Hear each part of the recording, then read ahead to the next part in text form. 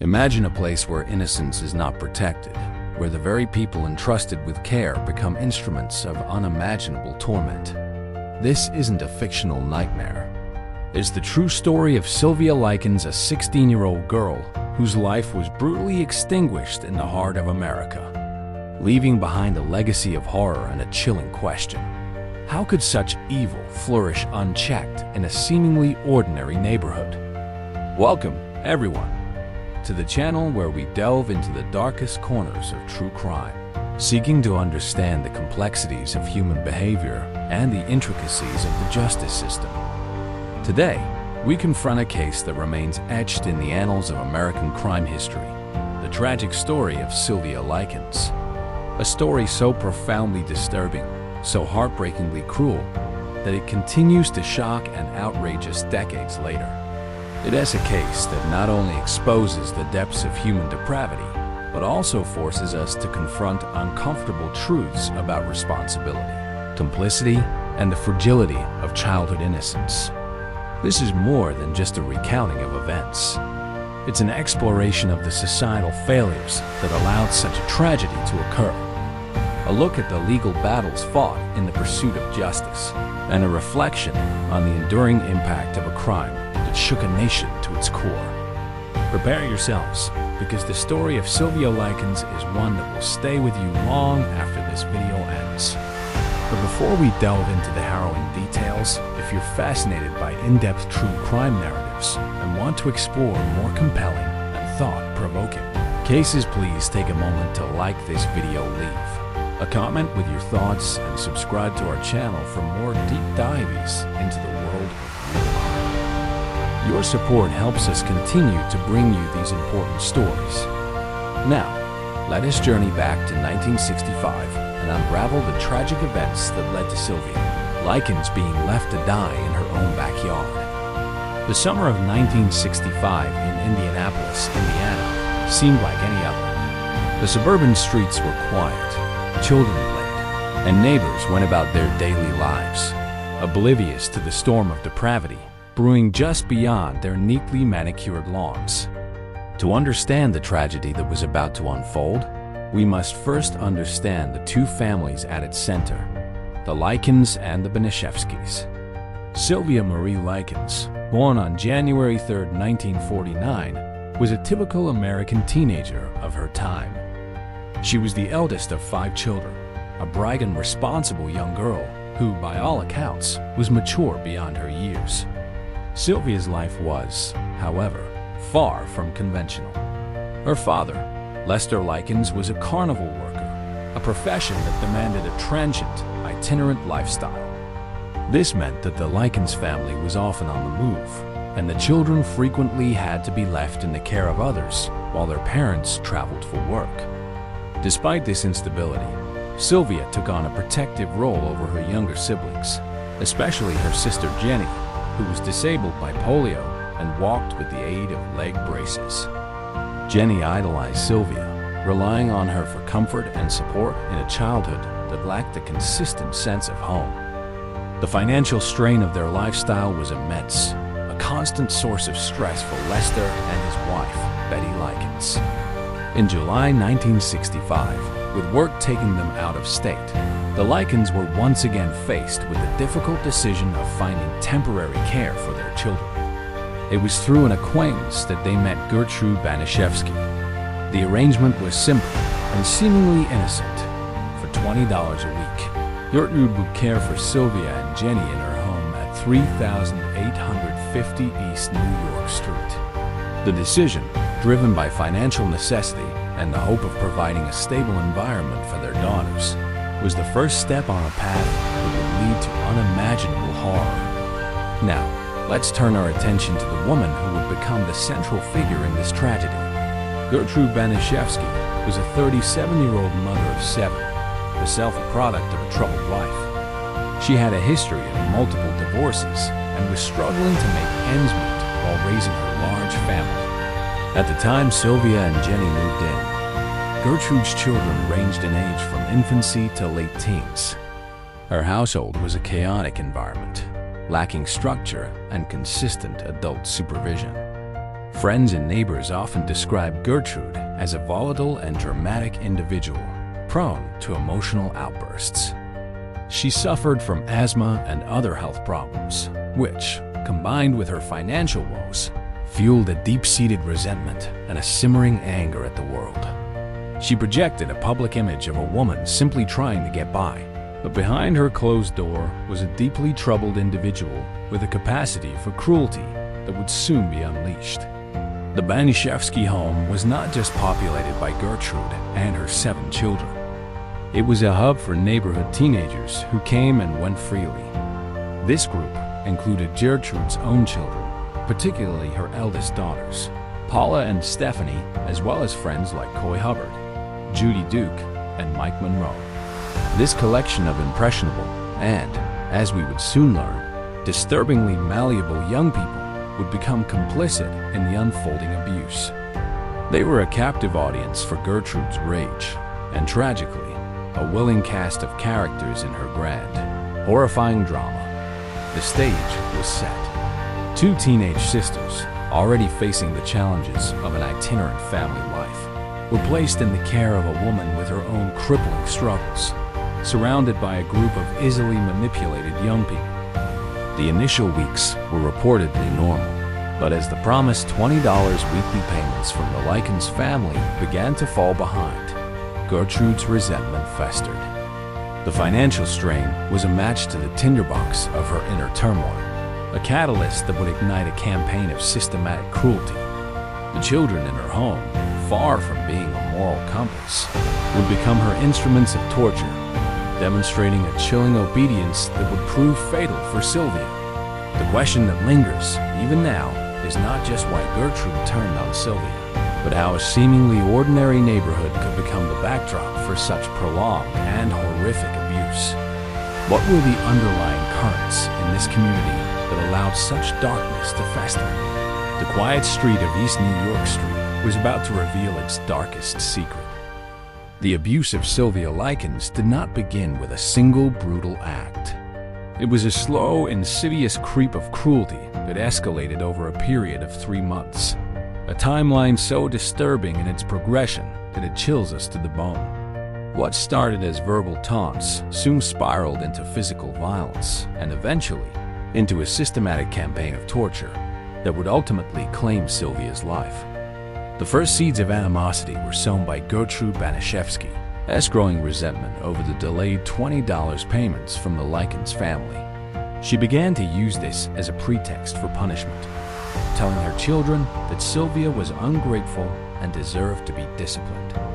This seemingly minor financial dispute became the justification for a campaign of psychological warfare against Sylvia. Gertrude began to fabricate stories, accusing Sylvia of stealing, of being promiscuous, and of being a liar. These accusations, though baseless, were repeated so often within the Baniszewski home that they took on a horrifying semblance of truth for the impressionable children and teenagers who lived there and frequented the house.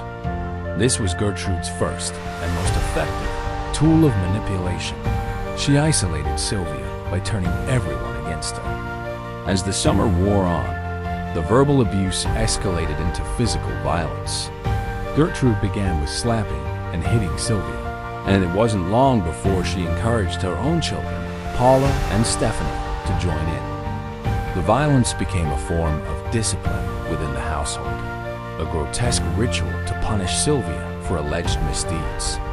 The beatings grew more frequent and more severe, often without provocation. Sylvia was starved and denied food, with Gertrude deliberately preparing meals and forcing Sylvia to watch others eat while she was given nothing but a few scraps.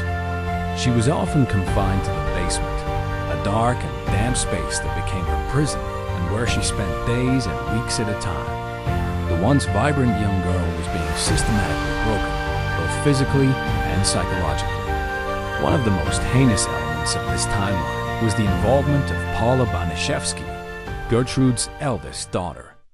At the time, Paula was a pregnant teenager.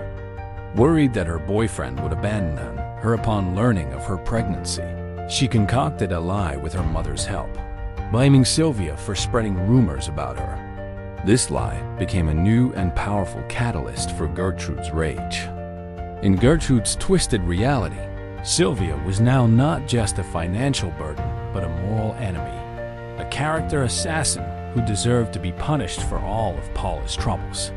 The abuse took on an even more sadistic quality, with Gertrude and her children using increasingly cruel methods of torture. They used lit cigarettes to burn Sylvia's skin, a horrific act that was repeated so many times that her body was covered in burns. They branded her with a hot needle, and one particularly chilling testimony revealed how they forced her to hold a hot bottle between her legs, searing her flesh. The abuse became a twisted form of entertainment for the teenagers who gathered at the Baniszewski house. They were not merely passive bystanders. They were active participants. They would kick, punch, and taunt Sylvia, with some of them even admitting to having carved the words, "I am a prostitute and proud of it," into Sylvia's stomach with a hot needle. This act, committed by Coy Hubbard and others under Gertrude's supervision, stands as one of the most chilling details of the case, a horrifying testament to the power of a charismatic and cruel ringleader over a group of impressionable young people. In the final days of October 1965, Sylvia's condition became critical. She was severely malnourished, covered in bruises, burns, and untreated injuries. She was barely conscious and in immense pain. On the night of October 26th, after what was described as a final, brutal beating, Sylvia succumbed to her injuries. The official cause of death was listed as multiple blunt force injuries, malnourishment, and shock. The final act of cruelty was delivered by Gertrude herself, who, after finding Sylvia's body, attempted to wash the evidence from her corpse, as if the physical signs of her torment could simply be wiped away. The discovery of Sylvia's body on the morning of October 26, 1965, was a moment that would forever change the lives of everyone involved. It was Jenny Likens, Sylvia's younger sister, who, despite her own fear and the threat of retaliation, made the call that led to the discovery of her sister's body. She had been a witness to the entire horrifying ordeal and, in a moment of pure courage, found a way to reach out for help. Her act of bravery would be the key to unlocking the truth and bringing the perpetrators to justice. The quiet street of East New York Street was no longer just a backdrop for a suburban tragedy. It was the scene of an unspeakable crime, a chilling reminder that the line between neighbor and monster can be frighteningly thin. The discovery of Sylvia Likens' body on the morning of October 26, 1965, set off a chain of events that would shake Indianapolis to its core. The initial 911 call came from the Baniszewski home itself, placed by a terrified Jenny Likens, who managed to get away and contact police. When officers arrived at 3850 East New York Street, they were met with a scene that was beyond comprehension. The house, described by investigators as messy and disheveled, held a secret so dark it was almost impossible to believe. Detective Sergeant Jean Mumo, one of the first officers on the scene, later testified about the shocking state of Sylvia's body.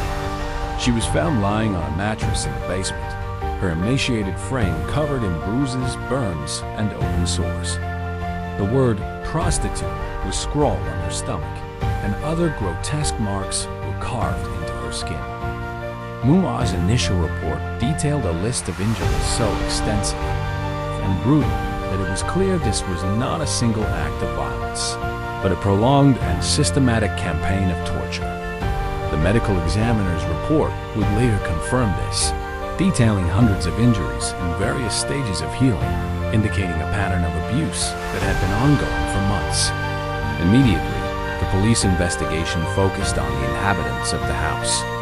Gertrude Baniszewski, her children, and the neighborhood teens who were present were all brought in for questioning.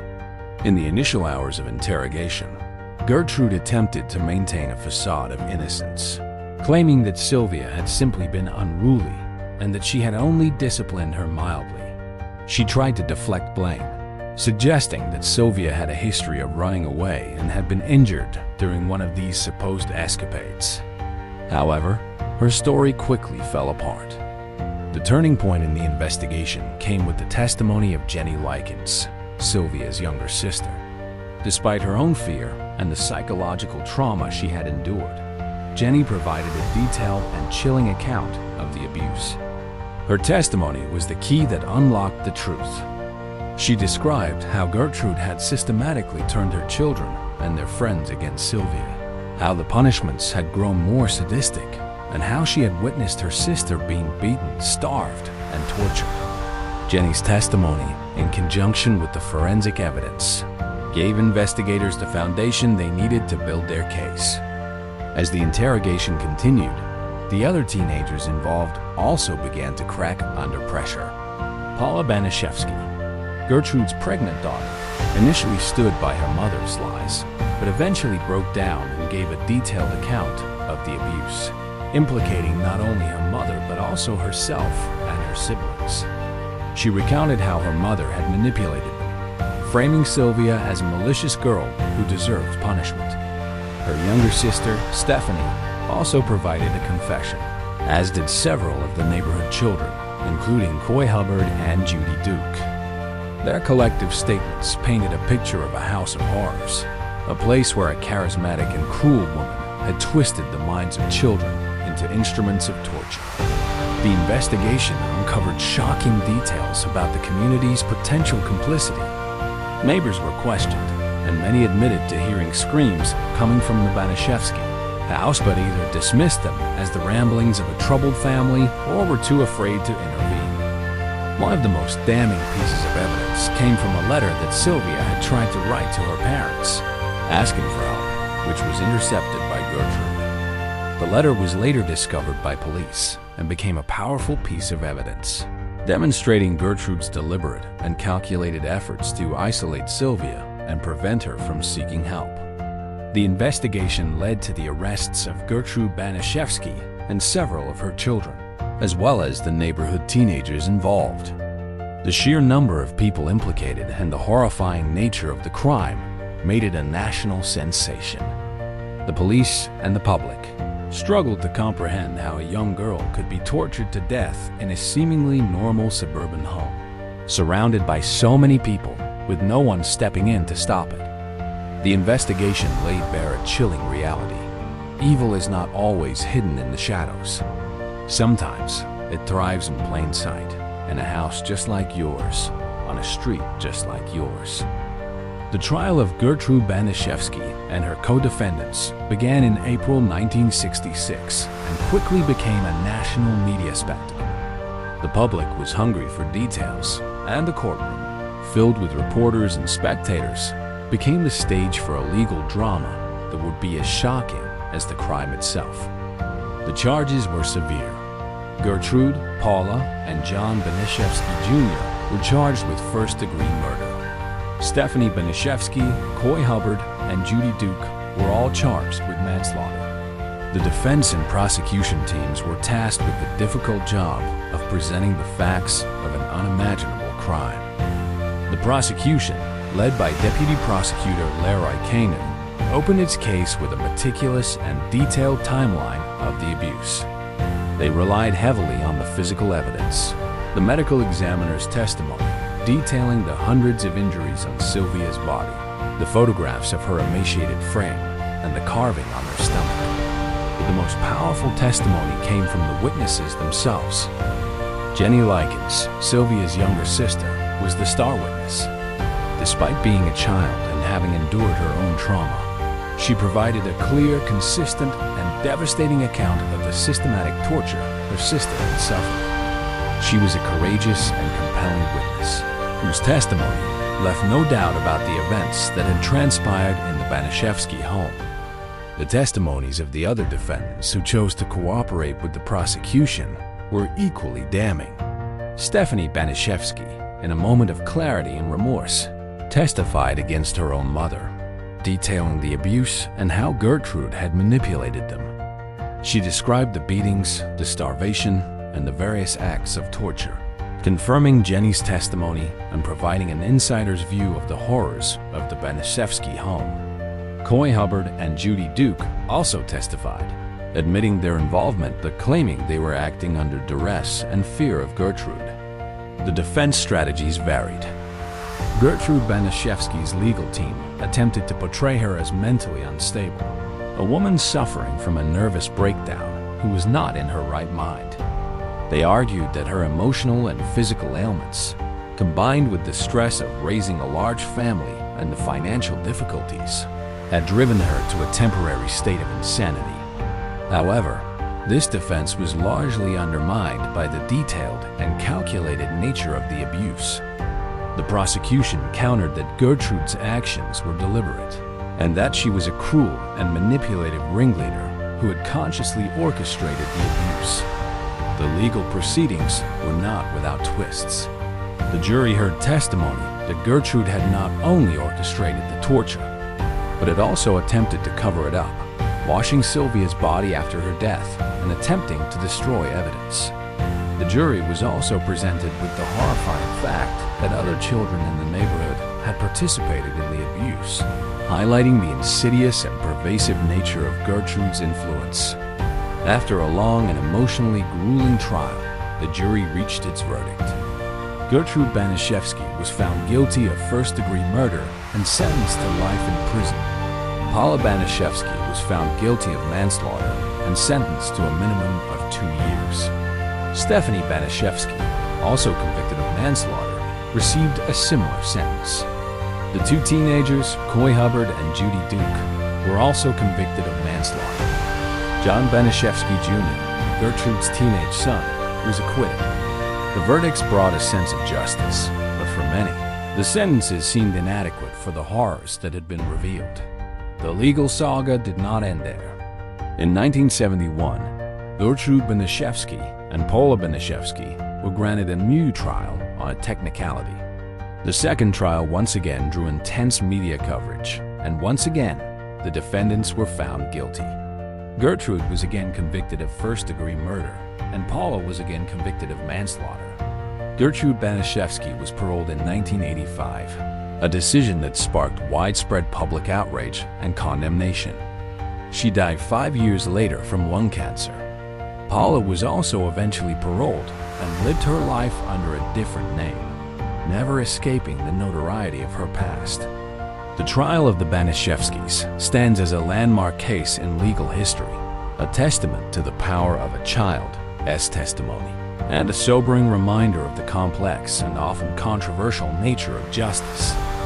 The tragic death of Sylvia Likens and the subsequent trial left an indelible mark on American society, prompting a national conversation about child abuse, community responsibility, and the nature of evil. The public reaction was one of shock, horror, and profound sadness. The gruesome details revealed during the trial, sensationalized by the media, made the case a household topic, and the name Gertrude Baniszewski became synonymous with unimaginable cruelty.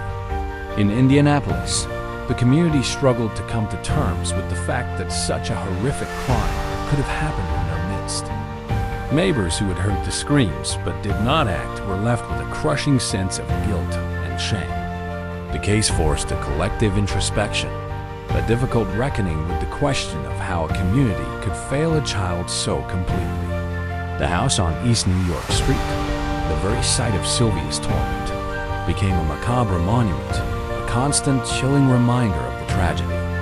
For years, the house was a source of dark fascination, and it was eventually torn down in 2009, a final, symbolic act to remove the physical embodiment of the horror that had taken place there. The Sylvia Likens case had a significant and lasting impact on the American legal and social landscape. It spurred a greater awareness of child abuse and neglect, pushing for stronger child protection laws and for increased funding for social services.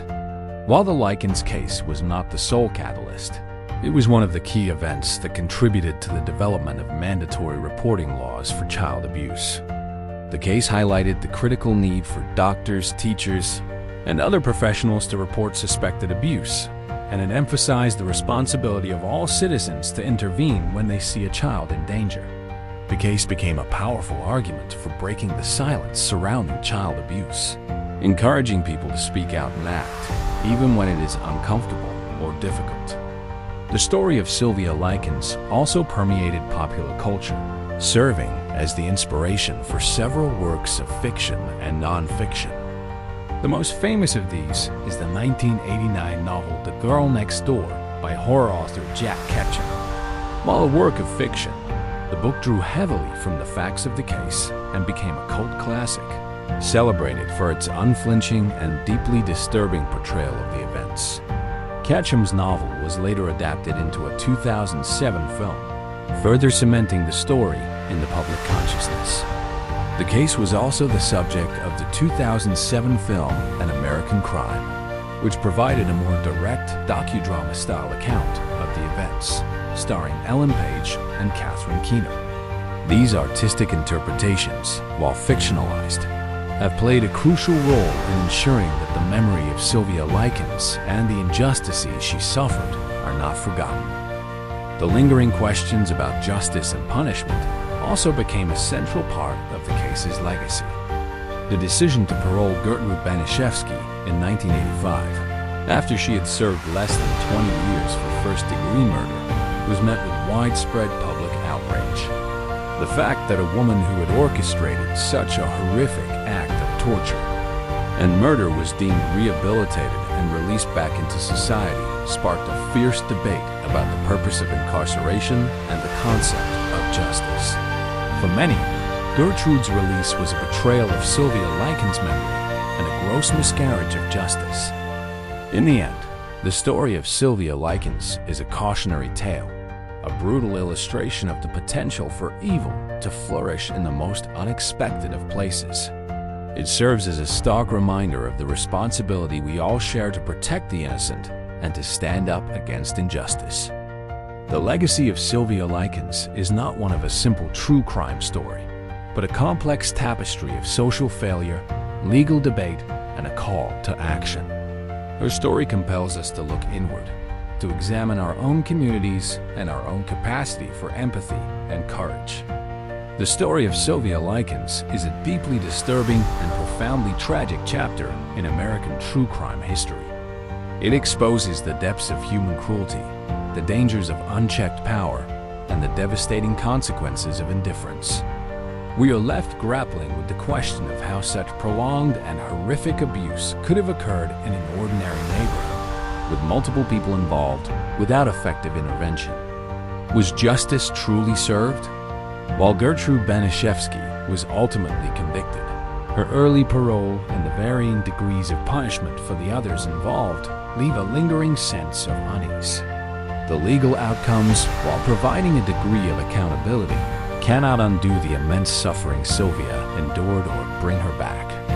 Perhaps the most important lesson from the Sylvia Likens case is the critical need for awareness, intervention, and a collective responsibility to protect children. Her story serves as a stark warning about the signs of abuse and the importance of speaking out, even when it is difficult or frightening.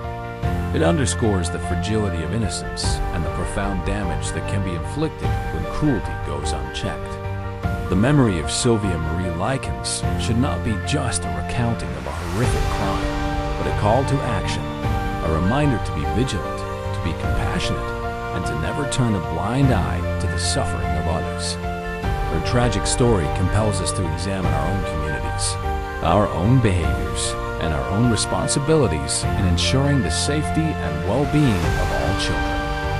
Only by learning from the darkness of her experience can we hope to create a world where such unimaginable cruelty never happens again.